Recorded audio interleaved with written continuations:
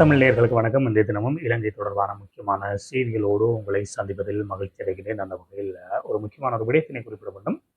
இன்றைய தினம் யாழ்ப்பாணத்தில் நடந்த ஒரு சம்பவம் தான். யாழ்ப்பாணம் நெடுந்தீவு பகுதியில் நெடுந்தீவு கடற்பரப்பில் ஒரு படகு விபத்து ஒன்று இன்றைய தினம் ஏற்பட்டிருந்ததை செய்திகளில் அறிந்திருப்பீர்கள்.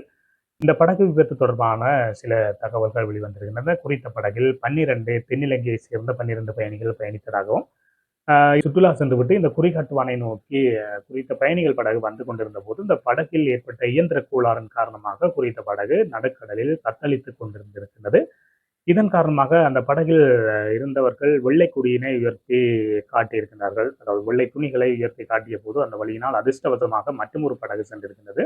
மற்றொரு ஏதோ ஆபத்து நேர்ந்திருக்கின்றது என்று குறித்த படகினை நோக்கி விரைந்து சென்று அதிலிருந்த அனைத்து பயணிகளையும் அவர்கள் காப்பாற்றியிருக்கின்றார்கள்.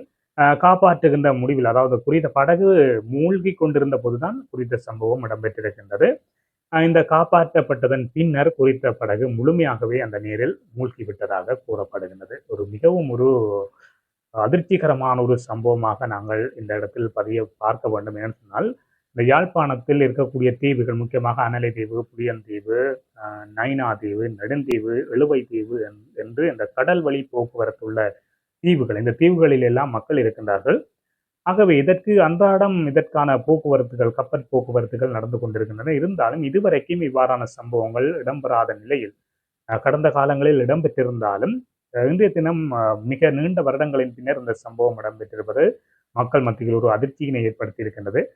என்னென்னு சொன்னால், மக்களுக்கு இடைப்பட்ட அந்த கடற்பரப்பு என்பது பல நீரோட்டங்கள், ஆபத்தான நீரோட்டங்களை கொண்ட கடற்பரப்பு என்று இந்த புவியியல் துறை சார்ந்தவர்கள் கூறுகின்றார்கள். ஆகவே இந்த இடத்தில் ஒருவர் அமிழ்ந்து ஆழம் வரை மூழ்கி விட்டால் அந்த கடல் நீரோட்டத்தில் அகப்பட்டு வேறெங்கோ திசையில் கூட அவரது சடலங்கள் இழுத்து சென்று விடக்கூடிய நிலைமை காணப்படுவதாகவும் கூறப்படுகிறது. கடந்த காலத்தில் கூட சில வருடங்களுக்கு முன்னர் கூட ஒரு பெண் ஒருவர் தவறி வீழ்ந்து, அந்த கடலிலே தவறி வீழ்ந்து அவரது சடலம் மன்னார் பகுதியில், தலைமன்னார் பகுதியில் அவரது சடலம் மீட்கப்பட்டிருந்தது. ஆகவே அந்த பகுதி என்பது மிகவும் ஒரு ஆபத்தான ஒரு பகுதியாக இருந்தது. இந்த நிலையில் மிகவும் ஒரு அதிர்ஷ்டவசமாக 12 பயணிகளும் 2 பணியாளர்களும் எந்தவித சேதமும் இல்லாமல் காப்பாற்றப்பட்டிருக்கிறார்கள் என்பதைத்தான் நாங்கள் இந்த இடத்தில் சொல்லலாம். அவர்களுக்கு நல்ல ஒரு அதிர்ஷ்டம். முக்கியமான ஒரு செய்தி ஒன்றினை குறிப்பிட வேண்டும். இந்த நைனா தீவுக்கு செல்வதற்காக, நைனா தீவு, நெடுந்தீவு, எழுவை தீவு போன்ற தீவுகளுக்கு செல்வதற்காக குறிகாட்டுவானுக்கு வரக்கூடிய பயணிகள் இந்த படகுகளில் ஏறுகின்ற போது அந்த இறங்குதுறையில் வழங்கப்படுகின்ற இந்த பாதுகாப்பு கவச அங்கிகளினை அணிவதனை தவிர்ப்பதனை நாங்கள் இந்த இடத்தில் குறிப்பிட வேண்டும். பலர் அந்த கவசங்களை கப்பலில் ஏறியதன் பின்னர் கலட்டி வைத்து விட்டு அப்படியே ஃப்ரீயாக செல்வதனை நாங்கள் பார்க்கக்கூடியதாக இருந்தது. ஆகவே இந்த விடயத்தினை மிக முக்கியமாக பொதுமக்கள் பார்க்க வேண்டும். அந்த பாதுகாப்பு அங்கி என்பது எந்த நேரத்திலும் கடலில் என்னவு நடக்கலாம் என்கின்ற நிலையில் தான் அந்த பாதுகாப்பு கவசம் பொதுமக்களுக்கு வழங்கப்படுகிறது. ஆகவே அதனை ஒரு கரைச்சலாக எண்ணாமல் அந்த படகு சென்று சேரக்கூடிய இடம் வரை சேரும் வரை அந்த பாதுகாப்பு அங்கினை அணிந்திருக்க வேண்டிய நிலைமை இருக்கின்றது. ஏன்னு சொன்னால், ஒரு அவசர நிலைமையின் போது அந்த பாதுகாப்பு அங்கினை அணிந்து கொள்வதற்கு நேரம் இருக்காது. ஒரு கப்பல் அந்த இடத்தில் மூழ்கத் தொடங்கினால் பொதுமக்கள் எல்லோரும் அல்லோலப்படுவார்கள். அந்த இடத்தில் ஏற்படக்கூடிய நெரிசல்கள், அந்த இடத்தில் ஏற்பட்ட தவறை விழுந்து கடலுக்குள் விழுந்து நீரில் மூழ்கக்கூடிய அபாயங்கள் எல்லாம் இருக்கின்றது. ஆகவே அந்த அங்கியினை கலட்டி வைத்துவிட்டு உரிய நேரத்தில் அணியலாம் என்கின்ற ஒரு முட்டாள்தனமான நிலையில் பொதுமக்கள் பயணிக்கக்கூடாது. ஆகவே அந்த அங்கியினை அணிந்தவாறே சென்று சேரக்கூடிய இடம் வரும் வரை அந்த அங்கியினை அணிந்திருக்க வேண்டியது கட்டாயமானது. என்று சொன்னால் அதில் இருக்கக்கூடிய முக்கியமான விடயம் என்னவென்று சொன்னால், கொஞ்சமாவது உங்களை நீரில் முழுமையாக மூழ்கி விடாமல் அந்த அந்த பாதுகாப்பு கவசம் பாதுகாத்துக் கொள்ளும் உங்களை. என்று சொன்னால் நிச்சயமாக ஒரு பாதுகாப்பு மீட்பு குழு வருகின்ற வரைக்கும் உங்களால் உயிரை தற்காத்துக் கொள்ளக்கூடியதாக இருக்கும். இன்றைய சம்பவம் பொதுமக்களுக்கு, இந்த யாழ்ப்பாணத்தின் தீவுகளுக்கு அன்றாடம் பயணிக்கக்கூடிய பொதுமக்களுக்கு இந்த சம்பவம் அமைந்திருக்கிறது.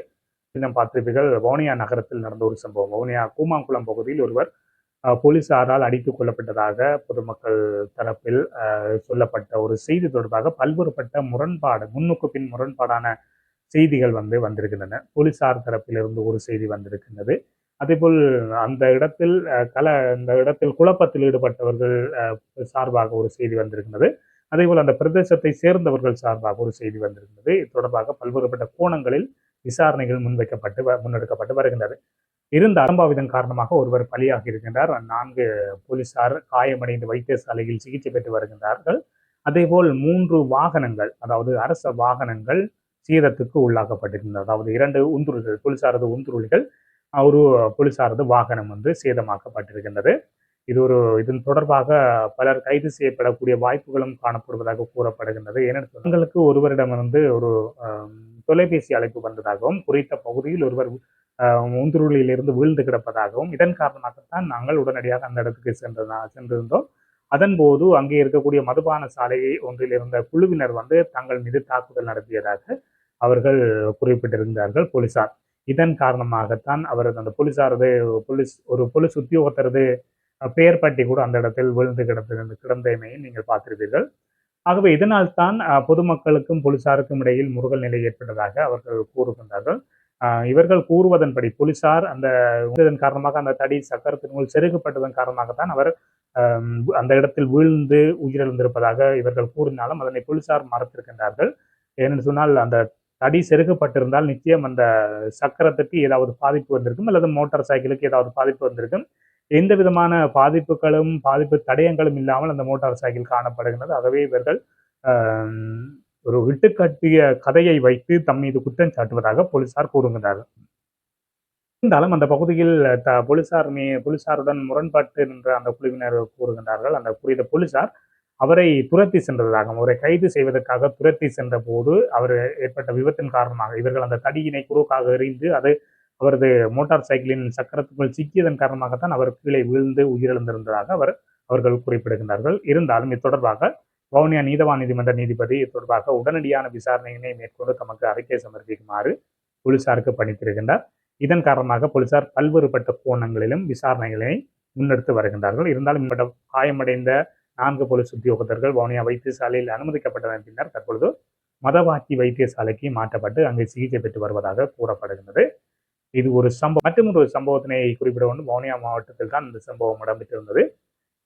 வவுனியாவின் நகரத்தில் இன்றைய தினம் ஒரு யானை வந்திருக்கின்றது. பாருங்கள், வவுனியா மாநகரத்தை சுற்றி பல கிராமங்கள் இருக்கின்றன, பல ஊர்கள் இருக்கின்றன. இந்த ஊர்கள் எல்லாவற்றையும் கடந்து ஒரு காட்டு யானை ஒன்று வவுனியா மாநகரத்தில் இருக்கக்கூடிய வவுனியா குளத்தினுள் இறங்கி இருந்தது இன்றைய தினம் முழுக்க பரவலாக பேசப்பட்டிருந்தது. குறித்த யானையானது தவசிக்குளம் ஊடாக தோணிக்கல் பகுதி ஊடாக வவுனியா நகரத்துக்கு அப்படியே வவுனியாவின் அந்த நாள் சந்தை ஊடாக சென்று அதன் அருகில் இருக்கக்கூடிய குளத்தினுள் இறங்கி இருப்பதை கூறப்படுகின்றது. இது தோணிக்கல் பகுதியில் இருக்கக்கூடிய ஒருவரது வீட்டில் சென்று அவர்களது மதில் சுவரை எல்லாம் மதில் சுவரை இடித்து வீழ்த்தி இருக்கின்றது. அதே போல் அங்கிருந்த அவர்களது நுழைவாயிலையும் அவர் அந்த நிறுத்தியிருந்த மோட்டார் சைக்கிளையும் அடித்து சேதமாக்கிவிட்டு அந்த யானை சென்று இருக்கின்றது. பாருங்கள், தோணிக்கல் பகுதியில் இருந்து வவுனியா குளத்தை நோக்கி வருவதற்கே 2-3 கிலோமீட்டர்கள் அந்த இரவும் அதிகாலை வேளையில் நடந்திருக்கின்றது.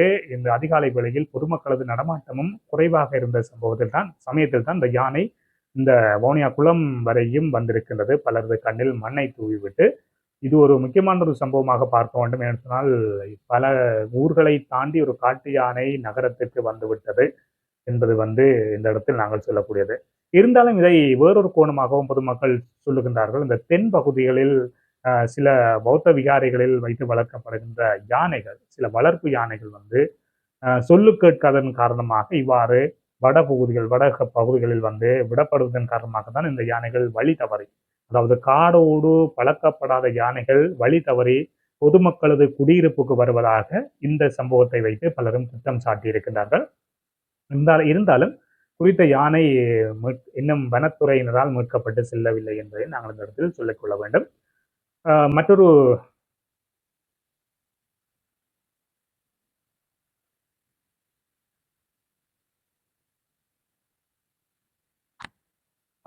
சோகமான ஒரு சம்பவத்தினை நாங்கள் இந்த இடத்தில் சொல்லிக்கொள்ள வேண்டும். யாழ்ப்பாணத்தில் இன்றைய தினம் நபரொருவர் வீதி விபத்தில் உயிரிழந்திருக்கிறார்.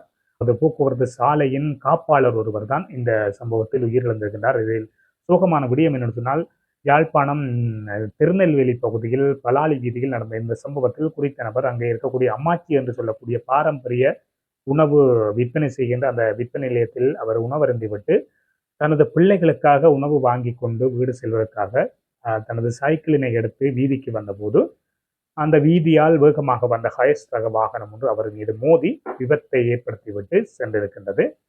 இதனால் தூக்கி வீசப்பட்ட குறித்த நபர் உடனடியாக பொதுமக்களினால் உடனடியாக யாழ்ப்பாணம் போதனா வைத்தியசாலைக்கு சிகிச்சைக்காக அனுமதிக்கப்பட்ட போதும் அவர் படுகாயமடைந்ததோ அவர் மோசமான படுகாயமடைந்ததன் காரணமாக சிகிச்சை பலனின்றி உயிரிழந்திருப்பதாக கூறப்படுகின்றது. மிகவும் ஒரு சோகமான ஒரு சம்பவம். தனது பிள்ளைகளுக்காக உணவு சாப்பாடு வாங்கி கொண்டு சென்ற அந்த நபருக்கு மிகவும் ஒரு அதிர்ச்சிகரமான ஒரு சம்பவமாகத்தான் நாங்கள் இந்த விடயத்தினை பார்க்க வேண்டும். மற்றொரு சம்பவத்தினை நாங்கள் இந்த இடத்தில் சொல்லிக்கொள்ள வேண்டும். இந்த மன்னாரில் ஒரு ஒரு சில தினங்களுக்கு முன்னர் நடந்த ஒரு சம்பவம் தான். ஒரு தாய், தகப்பன் மற்றும் 2 பிள்ளைகள் ஒரு ஒன்றுளியில் பயணித்த போது வீதியால் வந்த இன்னொரு வாகனத்தோடு விபத்துக்கு உள்ளாக்கி அதில் அந்த ஒன்றுளியில் பயணித்த ஒரு மகன், 4 வயதுடைய மகன் ஒருவர் உயிரிழந்திருக்கின்றார். இதில் மிகவும் அதிர்ச்சிகரமான ஒரு சம்பவம் என்னவென்று சொல்லி சொன்னால், அந்த குழந்தை உயிரிழந்த போது உயிரிழப்பதற்கு முன்னர் இறுதியாக அப்பா என்று கூறியிருக்கின்றது. மிகவும் ஒரு நெஞ்சை பிழியக்கூடிய ஒரு சம்பவம் இது. இதில் என்னென்னு சொன்னால், குறித்த தகப்பனால் அந்த பிள்ளைக்கு இறுதி விடை கொடுக்க முடியாத ஒரு நிலை.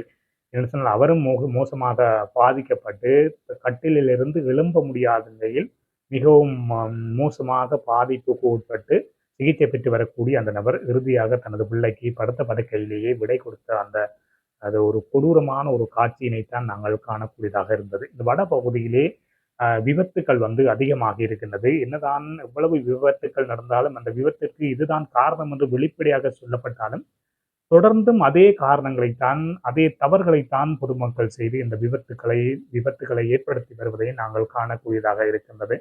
என்னோட சொன்ன பொதுவாக அதிகமான வேகம் ஒரு மிக முக்கியமான காரணமாக சொல்லப்படுகிறது.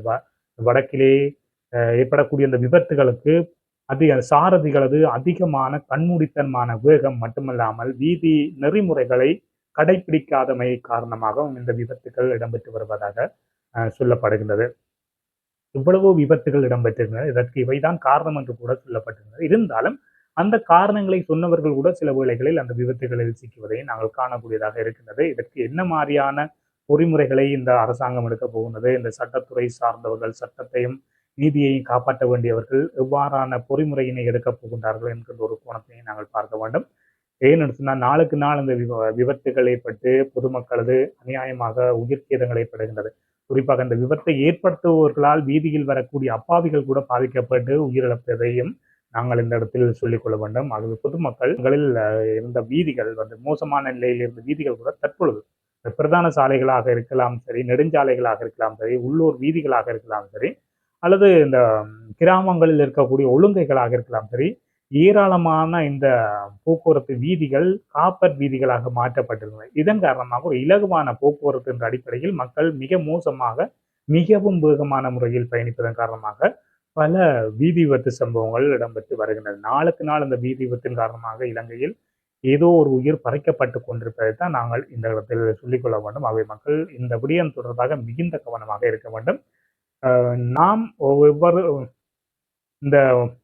ஒவ்வொரு மக்களும் நாம் எவ்வாறு கவனமாக இந்த வீதியில் செல்கின்றோம் என்பதனை ஒவ்வொருவரும் தமது மனதில் நிறுத்தி பயணித்தால் இந்த வீதி விபத்துகள் கொஞ்சமாவது தடுக்கப்படும். இந்த விபத்தை பார்க்கலாம். இலங்கையின் வெளிநாட்டு வேலைவாய்ப்பு பணியகம் ஒரு அவசரமான எச்சரிக்கை ஒன்றினை பொதுமக்களுக்கு விடுத்திருக்கின்றது. தற்காலத்தில் போலியான முகவர்கள் என்ற அடிப்படையில் வெளிநாட்டுக்கு வெளியனுப்புவதாக கூறி பொதுமக்களுடைய லட்சக்கணக்கான பணங்கள் மோசடி செய்யப்பட்டு வருவதாக தங்களுக்கு முறைப்பாடு வருவதாக கூறுகின்றார்கள். இதன் காரணமாக பலர் இதில் பாதிக்கப்பட்டிருப்பதாகவும் அந்த பாதிக்கப்பட்டவர்கள் போலீசாரிடம் சென்று முறையிடுவதாகவும் பல சம்பவங்கள் இடம்பெற்று வருவதால் பொதுமக்கள் மிகுந்த அவதானமாக இருக்க வேண்டும் என்று இந்த வெளிநாட்டு வேலைவாய்ப்பு பணியகம் கூறுகின்றது. தம்மிடம் அங்கீகாரம் பெறாத எந்த ஒரு வெளிநாட்டு வேலைவாய்ப்பு முகவரையும் நம்பி தமது பெறுமதிமிக்க பணத்தினை இழக்க வேண்டாம் என்கின்ற ஒரு முக்கியமான செய்தியினை தான் அவர்கள் பொதுமக்களுக்கு கூறுகின்றார்கள். இதுபோன்ற செய்திகளை உடனுக்குடன் தெரிந்து கொள்ள மீரா தமிழ் சேனலை சப்ஸ்கிரைப் செய்து இணைந்தீர்கள்.